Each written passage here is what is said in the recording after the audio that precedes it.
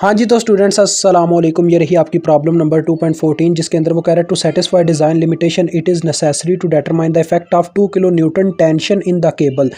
यानी ये जो केबल यहाँ पे शीर के ऊपर यानी यहाँ पे लगी हुई है, इस शीर को यानी ये होल्डर इसको कहा जाता है अदर लैंग्वेज में शीर, ठीक है। शीर मीन्स होल्डर, होल्ड करने वाला। तो यहाँ पे इसके ऊपर ये जो हमारी केबल लगी हुई है, ये जो रूप है रस्सी टाइप सी केबल, ठीक है। वो कहता है ये 2000 न्यूटन टेंशन यानी फोर्स है इसके अंदर, यानी इतनी इसके अंदर कह लें टॉर्क है, लाइक इसके अंदर इतनी कह लें एबिलिटी है कि ये 2000 तक का फोर्स लगा सकती है यहाँ पे, ठीक है। इतने न्यूटन का फोर्स लगा सकती है। अब ज़रा गौर करेंगे जिस रॉड के ऊपर लगी हुई है यहाँ पे, यानी ये जिस रॉड के ऊपर ये होल्डर लगा हुआ है और उसके आगे ये हमारी रस्सी लगी हुई है, वो रॉड जो है वो 30 डिग्री के एंगल पे है, यानी कि वो सीधा नहीं है, थोड़ा टेढ़ा करके उन्होंने लगाया हुआ है दीवार के साथ, ठीक है। ये दीवार के साथ हमारा रॉड लगा हुआ है जो कि 30 डिग्री के एंगल पे लगा हुआ है, ठीक है। देन आगे वो जाके कहता है जी आगे वही बात उसने की है बैंडिंग, यानी कि ये बीम जो है बैंडिंग पे लगी हुई है। फॉर दिस पर्पज़ यानी इस पर्पज़ के लिए हम क्या करते हैं, रिप्लेस कर देते हैं अपनी फोर्स को, replace this force by its equivalent of two forces eight A point के ऊपर यानी हमारी फोर्स लग रही है। देखे ना, जैसे मैं रस्सी को खींचूंगा तो यहाँ पे फोर्स लगेगी, ठीक है, इस ए पॉइंट पे। तो वो कह रहा है इस फोर्स को, ये जो अभी हमने सिर्फ एफ से प्रेजेंट किया हुआ है, अगर हम इसको इसके दो इक्विवेलेंट यानी कि इसके दो हिस्सों में इसको डिवाइड कर दिया जाए, एक इसका एफ टी जो कि इसके पैरेलल में है, यानी इसके पैरेलल में एफ टी लगेगा। यानी कहने का मतलब है, यहाँ पे मैं देखें ड्रा करके आपको बता देता हूँ, बिकॉज वैसे वहाँ पे भी मैंने आपको ड्रा करके बताना है। ये देखें, ये ए पॉइंट है जिसके ऊपर मेरी फोर्स लग रही थी एफ, ठीक है। यहाँ पे मेरा एफ लग रहा था। तो वो कहता है इसके आपने क्या करना है, यहाँ पे इसको इस एफ फोर्स को दो हिस्सों में डिवाइड कर देना। एक फोर्स होगी एफ टी, एक होगी आपके पास एफ एन, यानी दोनों का sum F T plus F N, लेकिन वो किसी एंगल पे लग रही हैं। वो मैं चले आपको रजिस्टर पर ही ड्रा करके बताऊंगा। आगे वो करता है वो उन फोर्सेस को फिर आपने मुझे फाइंड आउट करके बताना है। वो कैसे आप बताएंगे, कैसे इसको सॉल्व करेंगे, चले यहाँ चलते हैं अपने रजिस्टर पर इस बात को समझने की कोशिश करते हैं, ठीक है जी। ये फिजिक्स का सारा कंसेप्ट है। प्रॉब्लम 2 और 14 आपकी रजिस्टर के ऊपर टाइप की गई है, ठीक है। मैंने वो जो रॉड है ना, रॉड को यहाँ पे ड्रा नहीं किया क्योंकि वो पॉसिबल ही नहीं था मेरे लिए, मैं इतनी अच्छी ड्राइंग कर ही नहीं सकता। ये आपका वॉल का पॉइंट है, यानी यहाँ पे आपकी दीवार लगी हुई है जहाँ पे आपका रॉड लगा हुआ है 30 डिग्री के एंगल पे, यानी ऐसे सीधा रॉड को नहीं, ये आप समझिए मेरा जो ये स्केल है ना, ये वो रॉड है। ये रॉड जो है रखना तो ऐसे चाहिए था उनको, और इसके ऊपर ये ए पॉइंट होना चाहिए था, ये जो थोड़ा सा यानी ये इन्होंने बनाया हुआ है स्केल की कंपनी ने, ये ए पॉइंट है जिसके आगे रस्सी लगी होनी चाहिए थी। लेकिन इन्होंने क्या किया है, इस रॉड को थोड़ा ऐसे करके 30 डिग्री के एंगल पे जब रखा है, तो क्या हुआ, ये ए पॉइंट तो ऐसे का ऐसे ही रहा है, लेकिन वो रस्सी जो पहले ऐसे सीधी थी, तो देखें जैसे ही थोड़ा बेंड आया तो ग्रेविटी ने उसको थोड़ा से मतलब कि खींचा ही होगा ना नीचे की तरफ, तो ग्रेविटी अप्लाई होने की वजह से रस्सी ऐसे होगी, आपकी रोप ऐसे होगी जैसे कि ये दिखाई दे रही है, ठीक है। अब आगे जो उसने बात कही थी यहाँ पे कि इस पर्पस के लिए यहाँ पे ये जो ए पॉइंट के ऊपर पहले फोर्स लग रही थी उसको दो हिस्सों में डिवाइड कर दो। एक तो एफ टी जो कि ए पॉइंट के पैरेलल में है। पैरेलल का क्या मतलब है, इसके साथ 0 डिग्री का एंगल बनाना। 0 डिग्री का एंगल मतलब देखो बच्चों, ये ए पॉइंट है ना, इसके बिल्कुल ऐसे सीधी लाइन अगर मैं खींचूंगा तो वो मेरा होगा एफ टी। ये देखेंगे मैंने सीधी लाइन खींची है, that is my F T, ये मेरा एफ टी है, ठीक है। अब ये 0 डिग्री का एंगल नहीं बन रहा, ये ए के साथ तो 0 डिग्री का एंगल बना रहा है, बट ये 0 डिग्री के एंगल पे नहीं रहा। उसकी रीज़न, उसकी सिंपल सी रीज़न है एक, क्योंकि ये आपका ए 0 डिग्री पे है ही नहीं था, ये तो 30 डिग्री पे था, क्योंकि हमने रॉड को लटकाया ही 30 डिग्री के ऊपर हुआ है। तो डैट्स वाई एफ टी भी 30 डिग्री के एंगल पे। इस चीज़ को आपको समझना होगा, ये मेन कंसेप्ट होते हैं जिनको समझना पड़ता है, लेकिन बहरहाल आपको समझ आ जाएगी। देखें बच्चों, अब दूसरी बात उसने बोला था कि एफ एन को आपने इस ए पॉइंट के साथ, यानी ए पॉइंट के ऊपर जहाँ पे फोर्स लग रही है उसमें आपने एक एफ एन यानी कि दूसरा कंपोनेंट फोर्स का लेना है जो कि परपेंडिकुलर हो। ए के परपेंडिकुलर होना यानी कि 90 डिग्री का इसके साथ एंगल बनाना। तो 90 डिग्री का एंगल यानी यहाँ पे इस तरीके से बनेगा। मेरे पास डी अवेलेबल नहीं है, मैं चेक करता हूँ, मेरे पास शायद मेरे बैक के अंदर डी अवेलेबल हो। अगर डी अवेलेबल हो तो इस पॉइंट के साथ एग्जैक्ट मैं 90 डिग्री का एंगल भी ड्रा कर सकता हूँ, मुझे मसला नहीं है। लेकिन आपको बच्चों वहाँ पे पेपर में ज़रूरत नहीं है कि स्पेशली आप यानी कि एग्जैक्ट एंगल्स बनाने बैठ जाओ। ये देखो डी भी अवेलेबल है, क्योंकि एक इंजीनियर का वैसे मेन हथियार तो होता है अपना, क्या कहते हैं इसको, कैलकुलेटर। तो कैलकुलेटर होना चाहिए, फुट्टे वगैरह तो ऐसे सब्जेक्ट्स में ही काम आते हैं। ये देखो बच्चों, ये मैंने डी रख दी, ठीक है, और ये डी के अकॉर्डिंग बताया जा रहा है 90 डिग्री यहाँ पे बनता है। तो अगर मैं एग्जैक्ट एंगल खींचूँ तो यानी ये मेरा एफ टी आता है इसमें, यानी कि पूरी लाइन तो खींचने की ज़रूरत नहीं है, जस्ट मैंने प्रेजेंट ही करना है, तो यहाँ तक बस बहुत काफ़ी है। तो ये आपका एफ एन है, ठीक है, that is your F N, F N. Okay हो गया, समझ गए मेरी बात को।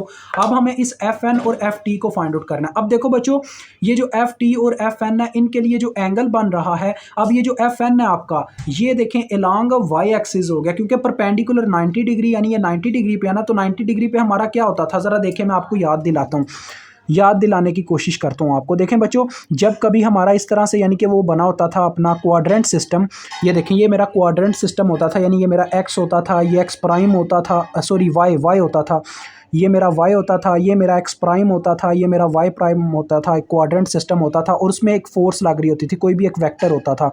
तो वहाँ पे एक हम वेक्टर कहते थे, ये यानी ये मेरा फॉर एग्जांपल एफ वेक्टर था, ठीक है। उसको मैंने दो कंपोनेंट्स में उसके डिवाइड कर दिया, एक उसका हॉरिजॉन्टल यानी कि फोर्स लग रही थी एक टेढ़ी लाइन में इस दिशा में, मैंने उसको उसके दो हिस्सों में डिवाइड कर दिया, यानी कि एक तरफ ये कहा कि हॉरिजॉन्टल डायरेक्शन में कितनी फोर्स लग रही है, और एक तरफ ये देखा कि वर्टिकल डायरेक्शन में कितनी फोर्स लगी है।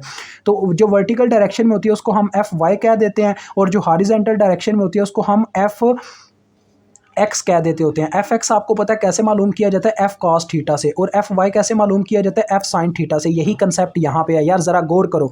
ये एफ एक्स असल में अपने वेक्टर के साथ 0 डिग्री के एंगल पे होता है, यानी पैरेलल लाइन में चल रहा होता है एक्स एक्सिस के लॉन्ग। तो ये एफ टी असल में आपका वही चीज़ है यार, एफ टी आपका असल में पैरेलल एंगल हो गया है। ये एफ टी आपका एफ कॉस ऑफ थीटा के बराबर होगा। एफ कॉस ऑफ थीटा यानी आपकी एफ यहाँ पे जितनी फोर्स लग रही है वो 2 किलो न्यूटन है। आपका एफ असल में यहाँ पे इस वक्त बराबर है 2 के न्यूटन के, यानी ये फोर्स ही लग रही है ना, दैट इज योर फोर्स। यार समझो इस बात को, ये बहुत छोटा सा कंसेप्ट है। और उसके बाद जैसा कि मैंने बताया, आपका ये जो एफ टी होगा जिसे आपने मालूम करना है, वो कह रहा है वो बराबर होगा एफ कॉस ऑफ थीटा के, क्योंकि ये एक पैरेलल यानी कि एक्स एक्सिस के अलॉन्ग जो जैसे कंपोनेंट बनता है उसी तरीके से ये बन रहा है यहाँ पे। तो ये कंसेप्ट है जिसे अगर आप अपने माइंड में डेवलप कर लेते हैं तो फिर आपको यहाँ पे कोई प्रॉब्लम नहीं होगा। तो यानी इसके लिए फार्मूला बनेगा एफ कॉस ऑफ थीटा, लेकिन मैं थीटा नहीं अल्फा एंगल इस्तेमाल करूंगा, ठीक है। बहरहाल उसने यहाँ पे कहीं कहा तो नहीं हुआ कि एंगल थीटा मालूम करके दूं, जी बिल्कुल भी उसने कहीं पे थीटा की जिक्र नहीं की, तो मैं अल्फा एंगल यहाँ पे कंसिडर करूंगा, थीटा नहीं कहूंगा उसको, ठीक है। तो एफ एन के लिए क्या होगा बच्चों, जैसा कि मैंने बताया एफ एन उसने बोला परपेंडिकुलर पे लगा हुआ है, परपेंडिकुलर में आपका एफ वाई यानी कि वाई कंपोनेंट होता है, जिसके लिए फार्मूला बनेगा एफ साइन ऑफ अल्फा, ठीक है, समझ गए हो। अब ये दोनों पॉजिटिव क्यों लग रहे हैं, यानी कि आपको पता ना प्रीवियस क्वेश्चन कुछ ऐसे भी गुजरे हैं, हम यहाँ पे माइनस का साइन इस्तेमाल कर देते थे।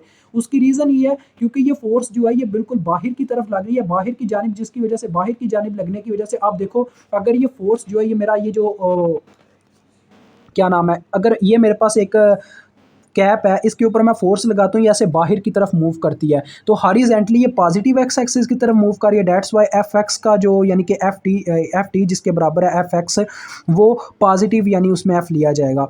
और एफ वाई यानी कि अगर मैं देखूँ तो मेरा कैप ऊपर की तरफ वर्टिकली देखूँ, यानी वर्टिकल एक्सिस में तो ऊपर की तरफ मूव कर रहा है, यानी कि पॉजिटिव वाई एक्सिस की तरफ, that's why F sine of alpha positive आया। अब अल्फा कैसे मालूम होगा, देखो बच्चों जरा गौर करना, ये जो रूप थी, ये मेरी रूप, ये 20 डिग्री के एंगल पे है। पहले तो 30 डिग्री का एंगल बनाया मेरे उस रॉड ने, वो जो रॉड मैं इस्तेमाल कर रहा था। दूसरा, अब आपने ज़रा गौर करना, ये यहाँ पे इस तरीके से बनी हुई है 20 डिग्री के ऊपर, 30 डिग्री का एंगल ये बना रहा है, 20 डिग्री का एंगल ये बना रहा है। ओवरऑल अगर हम यहाँ पे अल्फा एंगल को नापते हैं तो वो इन दोनों का सम होगा 30 + 20, यानी कि दोनों को जमा किया जाएगा। अल्फा आपका बराबर होगा 30 डिग्री + 20 डिग्री, यानी ये दोनों एंगल जमा हो जाएंगे एक दूसरे के अंदर, क्योंकि ये एक दूसरे को सपोर्ट कर रहे हैं इस वक्त। तो देखो बच्चों, ओवरऑल एंगल आपके पास बनेगा 20 डिग्री, क्योंकि बच्चों देखो फोर्स लगनी है दोनों के ऊपर, जैसे ही मैं रूप के ऊपर फोर्स लगाता हूँ रॉड के ऊपर फोर्स लगती है, तो दोनों के ऊपर अगर फोर्स लगती है तो एंगल भी दोनों का एक साथ ही फिर होगा। अगर यहाँ पे 40 डिग्री होता है, यहाँ पे 20, तब 60 डिग्री हो जाता है, ये कंसेप्ट है। अब मैं वैल्यूज़ पुट करता हूँ, देखो एफ टी पहले मालूम करके दिखाता हूँ आपको, या नीचे सिर्फ मैं वैल्यूज़ लिख देता हूँ, ऊपर पुटिंग करता हूँ। देखो 2K पुट करना यानी कि 2000, 2K means 2000, cause of alpha यानी कि काज ऑफ 50 डिग्री, नीचे 2000 साइन ऑफ 50 डिग्री। इन दोनों को पुट करने से, कैलकुलेटर पे मल्टीप्लिकेशन करने से जो आंसर आता है वो हम यहाँ पे लिख लेते हैं, ठीक है जी। मैं निकालता हूँ कैलकुलेटर पे इसका आंसर। तो ये बच्चों मेरे पास आ रही है एफ टी 1285.57, यानी कि कह सकते हो 1285.6 न्यूटन, ठीक है, इतनी आ रही है। और ये एफ एन की बात करूँ तो 2000 साइन ऑफ 50 डिग्री, तो ये मेरे पास आती है 1532 न्यूटन। अब देखो बच्चों, ये ना असल में बनती तो 1532.1 है, लेकिन मैंने इतनी ही लिख दी है। अब इसको अगर हम किलो में लिखना चाहिए, क्योंकि हमें अगर एग्जैक्ट फोर्स किलो में दी गई है, इनको किलो में होना ज़रूरी है, किलो में यानी कि लिखना ज़्यादा बेटर रहेगा आपके लिए। तो इसको किलो में कैसे कर सकते हो, सिंपल सी बात है, इसको आपने 1000 से तकसीम कर देना। आपका ये जो आंसर है इसको 1000 से तकसीम करके देखो। इसको अगर मैं 1000 से तकसीम करूँगा, सिंपल सी बात है, ये इशारिया 3 कदम पीछे चला जाएगा और ये किलो में लिख दी जाएगी। तो फाइनली नेक्स्ट स्टेप में आपके पास एफ टी हो जाएगा। देखो 1.2856, जिसको राउंड ऑफ करने से लिखा जा सकता है 1 पॉइंट, यानी जिनको मैथ आता है वो तो इस बात को समझेंगे ये कैसे 86 हुआ है किलो न्यूटन, यानी राउंड ऑफ किया गया है। और दूसरी तरफ आपका एफ एन क्या हो जाएगा, देखो इसको भी मैं 1000 से तकसीम करूंगा तो इशारिया यहाँ पे आ जाएगा। आपको यार इतना तो पता होना चाहिए किलो में कैसे किया जाता है। 1000 से वैल्यू को अगर डिवाइड कर दें तो किलो आ जाता होता है। तो ये आपके पास इतना आंसर आता है, ठीक है, अगर किलो में चाहते हो। समझ गए मेरी बात को। और अगर आप चाहते हो यार आपको ये काम ना करना पड़े, ये जो मैंने लास्ट में किया, तो सिंपल सी बात है, ये पहले ही आपकी फोर्स किलो में थी, आप इसको किलो में ही पुट करो, यानी कि 2 पुट करो, 2000 की बजाय 2 पुट करो। यहाँ पे 2 काज ऑफ 50 डिग्री करो, ये 2 साइन ऑफ 50 डिग्री करो, तो जो भी आपके आंसर आएंगे वो ऑलरेडी किलो न्यूटन में होंगे, ठीक है। तो मुझे अभी इजाज़त दें, यहाँ पे आपका क्वेश्चन ख़त्म होता है। खुदा हाफिज़।